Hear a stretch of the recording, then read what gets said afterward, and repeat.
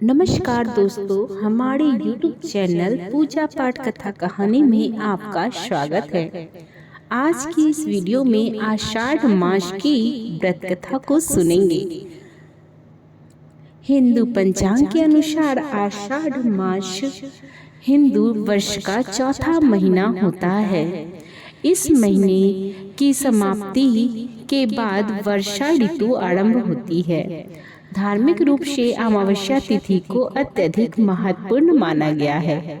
साथ ही आषाढ़ अमावस्या को दान, पुण्य और पितरों की आत्मा की शांति के लिए किए जाने वाले धार्मिक कार्य विशेष फलदायी माने जाते हैं।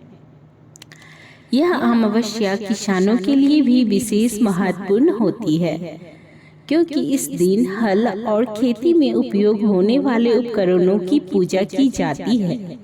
इसीलिए इसे हलहारनी अमावस्या भी कहा जाता है। अमावस्या तिथि पर कई लोग अपने पितरों को प्रसन्न करने के लिए श्राद्ध कर्म करते हैं।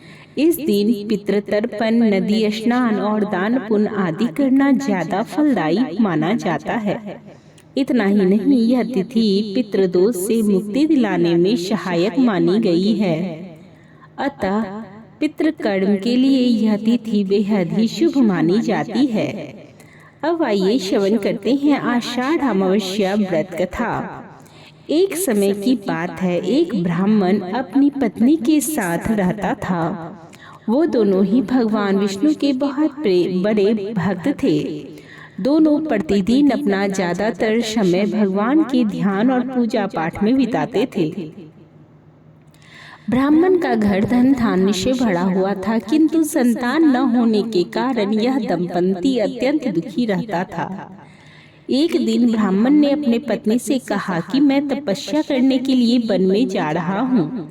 इसके बाद वह भगवान पर भरोसा और संतान की कामना लेकर वन में तपस्या करने के लिए चला गया।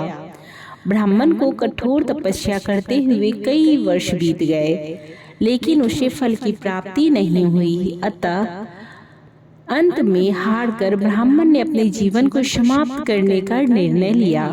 अपने जीवन को समाप्त करने के बारे में सोचकर उसने पेड़ की डाल पर फांसी का फंदा डाल दिया और अपने गले पर बांध लिया।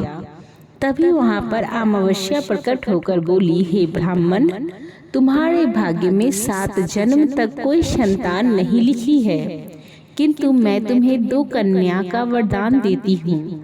तुम अपनी एक कन्या का नाम अमावस्या रखना और दूसरी का नाम पूनम रख देना। तुम अपनी स्त्री से कहना कि वह 1 वर्ष तक अमावस्या का व्रत रखे और अमावस्या के दिन 1 कटोरी चावल भरकर उस पर दक्षिणा रखकर दान कर दे।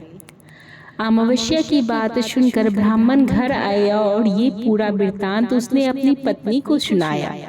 सुख अमावस्या के आदेश अनुसार ब्राह्मणी ने व्रत रखना आरंभ कर दिया। कुछ दिनों बाद ब्राह्मणी के घर में 2 कन्याओं ने जन्म लिया, जिसमें से एक कन्या का नाम अमावस्या और दूसरी का नाम पूर्णिमा रखा गया। जब ब्राह्मण की दोनों बेटियां बड़ी हुई तो ब्राह्मण ने उनका विवाह कर दिया। बड़ी बहन अमावस्या धार्मिक प्रवृत्ति की थी। वह काफी समय भगवान की पूजा और धर्म कर्म में व्यतीत करती थी। इसके विपरीत पूनम भगवान को बिल्कुल भी नहीं मानती थी। बड़ी बहन अमावस्या के घर में सुख समृद्धि का भंडार था, पर छोटी बहन के घर में दरिद्रता का छाया था। जब बड़ी बहन अमावस्या को अपनी छोटी बहन पूनम के बारे में पता चला कि वह बहुत दुखी है, तब अमावस्या अपनी बहन के लिए ढेर सारा सामान लेकर उससे मिलने गई। छोटी बहन के घर पहुंचकर अमावस्या ने उसे 1 वर्ष तक सुख अमावस्या का व्रत करने की सलाह दी। साथ ही अमावस्या ने व्रत को विधि पूर्वक करने के बारे में पूनम को बताते हुए ये भी कहा कि तुम 1 वर्ष तक सुख अमावस्या का व्रत करना और 1 कटोरी में चावल भरकर उसे दान कर देना। ऐसा करने से तुम्हारे सभी कष्ट दूर हो जाएंगे और घर में सुख समृद्धि आएगी। पूनम ने अपनी बहन की बात को मानते हुए बिल्कुल ऐसा ही किया।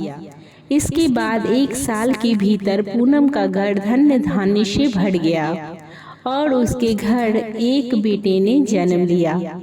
इस प्रकार जो भी विधि पूर्वक सुख अमावस्या का व्रत करता है उसके घर में सुख समृद्धि आती है। बोलिए अमावस्या माता की जय। इसी के साथ अमावस्या व्रत कथा यहीं पर संपन्न होती है। आपको यह कथा कैसी लगी कमेंट बॉक्स में जरूर बताइएगा।